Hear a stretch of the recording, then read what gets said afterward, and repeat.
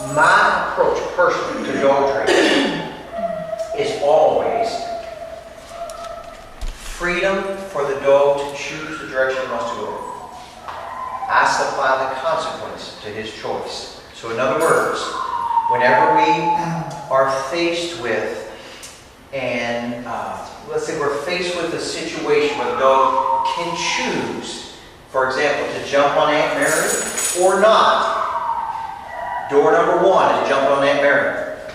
An unpleasant decision as far as I'm concerned. And so therefore there's going to be an unpleasant consequence, which would be mouse traps. And we'll talk about how the leashing collar can substitute for the mouse traps. But that's behind door number one. Or the dog can say, I will wait for Aunt Mary to come to me and pet me. Door number two, the choice I like, the pleasant choice. Behind door number two is honey.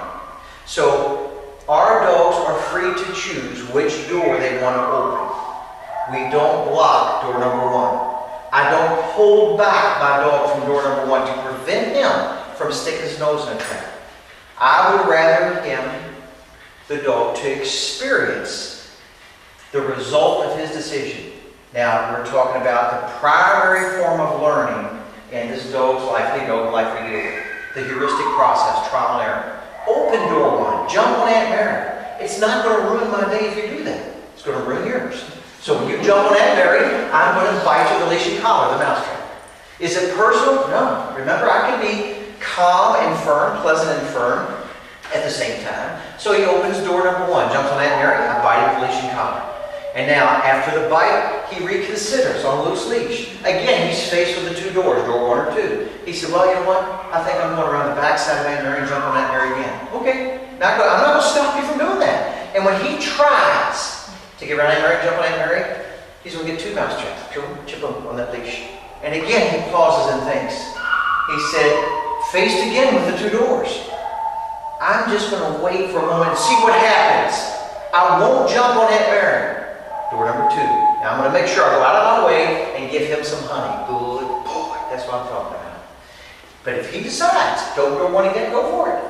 Now let's say you're in a position where you have a guest come over and you are unable or unwilling to supply the consequences behind door one and two. Then we need to remove our dog from the situation where he can choose either of the doors. Because we're not there to supply the mouse traps of the honey. And therefore he's going to learn something maybe we don't want him to learn. That he can jump on Aunt Mary and get honey. He opened door one, there's a honey jar there. He said, what was the honey? The excitement of jumping on Aunt Mary.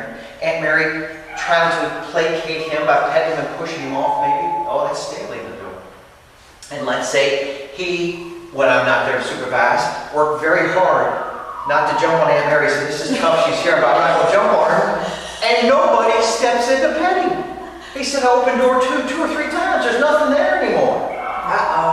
Not learning what we wanted to learn.